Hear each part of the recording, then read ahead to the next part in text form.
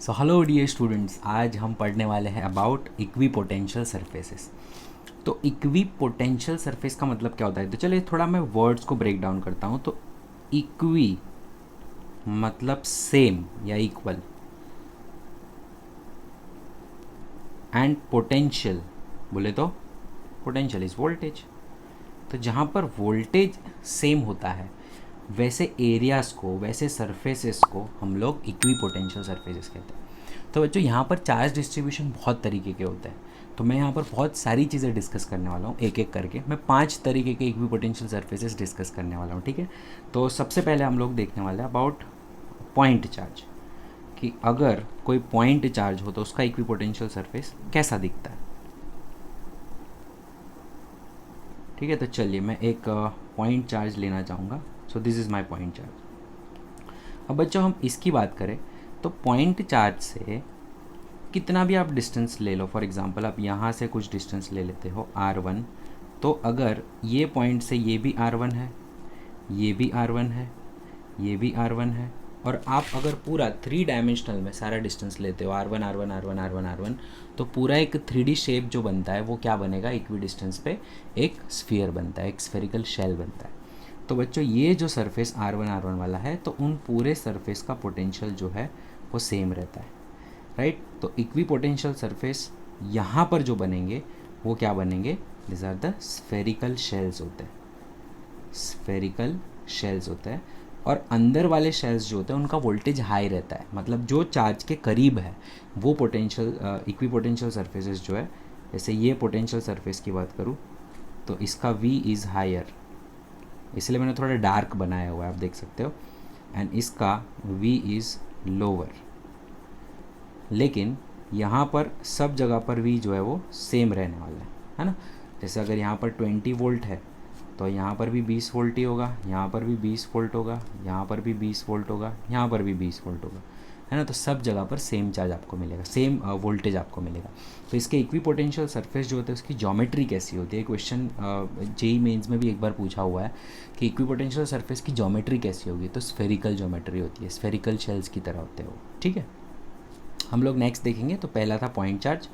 Point charge के बाद next वाला जो हमारा है second one, that is parallel uniform field lines. तो जो यूनिफॉर्म इलेक्ट्रिक फील्ड लाइंस जो होती है उनका इक्विपोटेंशियल सरफेस कैसा दिखता है? तो बच्चों उनका इक्विपोटेंशियल सरफेस कुछ ऐसा दिखता है। अगर आपकी इलेक्ट्रिक फील्ड लाइंस ओरिजिनेट हो रही है यहाँ से, दिस इज़ यहाँ से मतलब ऐसे इलेक्ट्रिक फील्ड लाइंस जा रही है आपकी, ठीक है, तो दिस इज़ ओरिजिनेटिंग पॉइंट। तो यहाँ पर इसका पोटेंशियल हाईएस्ट होगा, इसलिए मैंने इसको डार्क कलर से बताया। ठीक है, यहाँ पर मैं कलर कोडिंग यूज़ कर रहा हूँ। तो ये हाईएस्ट पोटेंशियल है, और जितना दूर जाओगे उतना लोवेस्ट पोटेंशियल होता जाएगा। मतलब आप इलेक्ट्रिक फील्ड में जितना करीब जा रहे हो इलेक्ट्रिक फील्ड के, ठीक है, उतना आपका पोटेंशियल बढ़ता है, क्योंकि आप चार्ज के नज़दीक जा रहे हो। और इसकी जो सिमेट्री है वो प्लेनर सिमेट्री है। कैसी सिमेट्री होगी? ये प्लेन बन रहा है ना, तो प्लेनर सिमेट्री होती है। तो आप देख सकते हो it's a shape of plane. मतलब अगर यहाँ पर 10 वोल्ट है तो यहाँ पर भी 10 वोल्ट होगा, यहाँ पर भी 10 वोल्ट होगा, यहाँ पर भी 10 वोल्ट होगा, यहाँ पर भी 10 वोल्ट होगा, यहाँ पर भी 10 वोल्ट। अगर ये 20 वोल्ट है तो ये हर जगह पर 20 वोल्ट होगा। मतलब 10 से 20 हो रहा है, 30 हो रहा है, 40 हो रहा है, ऐसे दूर जैसे चार्ज के नज़दीक जा रहा है आपका वोल्टेज पड़ता है। तो पैरेलल जो इलेक्ट्रिक फील्ड लाइन्स है, यहाँ पर जो इलेक्ट्रिक फील्ड लाइन्स जो ऐसी वाली है, ठीक है, तो उनका ओरिजिनेटिंग पॉइंट है, जैसे जैसे फील्ड लाइंस आगे बढ़ती है और उसके पैरेलल में आप लोग परपेंडिकुलर मूव करते हो तभी पोटेंशियल चेंज होता है, नहीं तो चेंज नहीं होगा। ठीक है, तो आपको अगर पूछते हैं कि इसका और इसका पोटेंशियल डिफरेंस कितना होगा, है ना, आपको अगर पूछ लिया कि भाई दो प्लेन के बीच में डेल्टा वी कितना होगा, तो 20 है एक का और एक का 10 है, तो 10 वोल्ट का पोटेंशियल डिफरेंस है। अच्छा, यूनिफॉर्म इलेक्ट्रिक फील्ड लाइन्स जो होती है उसमें यूनिफॉर्मली चेंज होता है। जैसे 10 से 20 हुआ, 20 से 40 होगा ये, क्योंकि डिस्टेंस सेम रखा है ना मैंने। 40 से 60 होगा, 60 से 80 होगा, है ना। तो यूनिफॉर्मली चेंज होता है, क्योंकि दो फील्ड लाइंस का यहाँ से 20 और 10 था, सॉरी मैंने गलती की छोटी सी, डिफरेंस सेम रहना चाहिए ना, तो ये 30 होगा, 10 20 के बाद 30 होगा, ये 40 वोल्ट होगा और ये 50 वोल्ट होगा। तो बच्चों यहाँ पर ये 50 वोल्ट और 40 वोल्ट के बीच का भी अगर आप डेल्टा वी फाइंड करते हो ना, तो वो 10 वोल्ट ही आना चाहिए। तो ये बहुत ज़रूरी है, अगर यूनिफॉर्म इलेक्ट्रिक फील्ड लाइंस है तो ऐसा होगा, नहीं तो अगर यूनिफॉर्म इलेक्ट्रिक फील्ड लाइंस नहीं है, non uniform electric field lines है, तो फिर वो डिपेंड करता है कि इलेक्ट्रिक फील्ड लाइंस बढ़ रही है कि कम हो रही है, फाइन। तो उसके हिसाब से इलेक्ट्रिक फील्ड की इंटेंसिटी के हिसाब से पोटेंशियल जो इक्वी पोटेंशियल सरफेसेस होते हैं उनका वोल्टेजेस वेरिएशन में आता है, ठीक है। अगर आप यहाँ पर ऐसे देखते हो कि अगर आपकी फील्ड लाइंस ऐसी है, ऐसी है, ऐसी है ना, तो ये यूनिफॉर्म तो है नहीं। तो यहाँ पर जो इक्वी पोटेंशियल सरफेस आपका है, अगर उसकी आप बात करते हो और यहाँ पर अगर आप बात करते हो और अगर आप यहाँ पर बात करते हो, तो इसमें होगा क्या कि अगर इसका 10 वोल्ट है, मान लो इसका 20 वोल्ट है, तो इसका 30 नहीं होगा, इसका 40 या 50 होगा। और उसके बाद अगर आप सेम डिस्टेंस पे इसको रखते हो तो उसका 100 वोल्ट होगा। मतलब वेरिएशन जो आप देख रहे हो ना कि इनका डिस्टेंस सेम है, लेकिन इसका वेरिएशन 10 वोल्ट का आया, इसका वेरिएशन 30 वोल्ट का आया और इसका वेरिएशन सीधा 50 वोल्ट का आया सेम डिस्टेंस के लिए। बल्कि यहाँ पर क्या हो रहा था कि जितना डिस्टेंस आप सेम रख रहे थे तो उनका वेरिएशन भी सेम रह रहा था, 10-10 वोल्ट का ही वेरिएशन आ रहा था। तो ये डिफरेंस आ जाता है अगर यूनिफॉर्म इलेक्ट्रिक फील्ड लाइंस है और यूनिफॉर्म इलेक्ट्रिक फील्ड लाइंस नहीं है, ठीक है। सो थर्ड हम लोग देखेंगे, so third set of charges is similar pair of charge।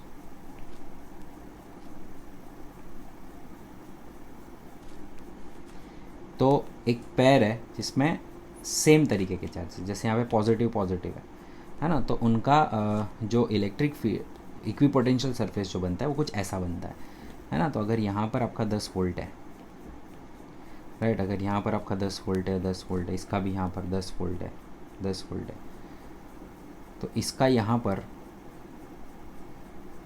अगर आप बात करते हो, इसकी बात करते हो, ये 20 वोल्ट हो रहा है तो ये 20 वोल्ट होगा। तो ये इक्विपोटेंशियल सरफेस ऐसे जाएगा, ऐसे नहीं होगा, ऐसे नहीं जाएगा, ठीक है। तो इक्विपोटेंशियल सरफेस को आप देख सकते हो कि वो एक उल्लू की आँख जैसा बन रहा है ना। याद रखना, अगर इसको मैं उल्लू बना दूँ, है ना, तो ये उल्लू की आँख हो जाएगी, ठीक है। तो इस तरह से हम कह सकते हैं, फाइन। तो यहाँ पर इक्विपोटेंशियल सरफेस किसका देखा हम लोग ने, ये यूनिफॉर्म चार्जेस का देखा। अगर डाइपोल है तो क्या, तो फोर्थ हम लोग क्या देखने वाले हैं, अगर डाइपोल है तो कैसा बनता है, क्या ऐसा ही बनेगा कि थोड़ा डिफरेंस आएगा। तो बच्चों डिफरेंस आएगा इसमें, क्योंकि डाइपोल के साथ एक प्रॉब्लम ये है, प्रॉब्लम तो नहीं कह सकते, एक इसकी कैरेक्टरिस्टिक्स है कि ये जो इक्वेटोरियल प्लेन होता है डाइपोल का, ये डाइपोल का कैसा प्लेन होता है, this is an equatorial plane. तो ये इक्वेटोरियल प्लेन के अंदर ज़ीरो पोटेंशियल प्लेन होता है, ये ज़ीरो पोटेंशियल इक्वेटोरियल प्लेन कहते हैं इसे। क्यों सर ज़ीरो पोटेंशियल, क्योंकि प्लस से इसका डिस्टेंस और माइनस से इसका डिस्टेंस सेम रहता है, तो सेम पोटेंशियल का मैग्नीट्यूड होगा, एक माइनस एक पॉजिटिव है तो दोनों एक दूसरे को कैंसिल आउट कर देंगे। इसी वजह से हम लोग ये कह सकते हैं कि इक्वेटोरियल प्लेन पर ज़ीरो पोटेंशियल होता है। तो कभी ऐसा वाला बंद नहीं होगा, क्योंकि यहाँ पे ब्रेक हो जाएगा, तो पॉसिबल ही नहीं है कि बंद होना। तो बेचारे इंडिविजुअल नेगेटिव पोटेंशियल और पॉजिटिव पोटेंशियल डेवलप कर लेंगे। अगर इसका -10 वोल्ट है तो इसका यहाँ पर +10 वोल्ट होगा, है ना। इसलिए मैंने ग्रीन और येलो अलग कलर कोडिंग किया हुआ है ना, लेकिन वो इक्विपोटेंशियल सरफेसेस है। यहाँ पर मे बी -5 है, यहाँ पर +5 है ना। इस तरह से पोटेंशियल आ सकता है इसका, फाइन। अब मैं एक अजीब सा आपको पोटेंशियल इक्विपोटेंशियल सरफेस बताऊंगा, जिसका हम डिस्कशन करेंगे जब मैं आपको एक्सरसाइज सॉल्व करवाऊंगा। कि अगर आपके पास चार्ज्ड ऐसे चार्जेस हैं, ठीक है, जिस पर पॉजिटिव चार्जेस है, बहुत सारे रॉड्स है ऐसे पॉजिटिव चार्जेस वाले, तो इनके इक्विपोटेंशियल सरफेस कैसे बनेंगे। वीडियो पॉज करिए, 2 मिनट सोचिए और ट्राई कीजिए कैसे बनेंगे। चलिए मैं बता देता हूँ। इसका पोटेंशियल सरफेस, इक्विपोटेंशियल सरफेस कुछ ऐसा बनेगा, ठीक है। It be something like this, like cylindroid जैसा कुछ बनेगा, फाइन। तो आप देख सकते हो कि ये आपके रॉड्स है जो अंदर तक जा रहे हैं, ऐसे ये रॉड्स है जो अंदर तक जा रहे हैं, ठीक है। तो इनका इक्विपोटेंशियल सरफेस कुछ ऐसा बनता है और ये जो सरफेसेस है वो ऐसे होने वाले हैं। यहाँ पर पूरा पोटेंशियल सेम रहने वाला है अंदर तक, ठीक है बच्चों। सो इस तरह से हम लोग देखेंगे। सो फिफ्थ वाला जो पॉइंट था, लास्ट वाला जो डिस्कस किया हमने, वो क्या था? Due to the line charges rods,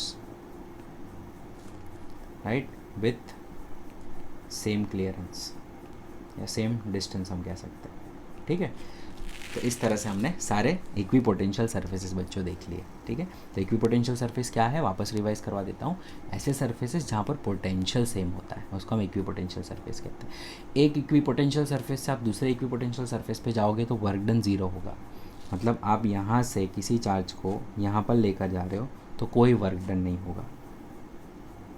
ठीक है, तो हम लोग यहाँ पर एक और पॉइंट लिख देते हैं, no work done between two same equipotential surface.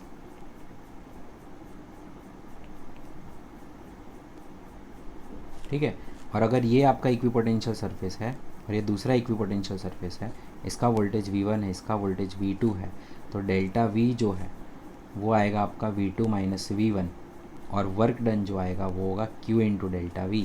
अगर आप किसी Q चार्ज को लेकर जा रहे हो यहाँ से यहाँ तक, तो इतना वर्क डन करना पड़ेगा। फाइन, तो इसके हम लोग न्यूमेरिकल सेक्शन के अंदर और अच्छे से स्टडी करेंगे। Thank you.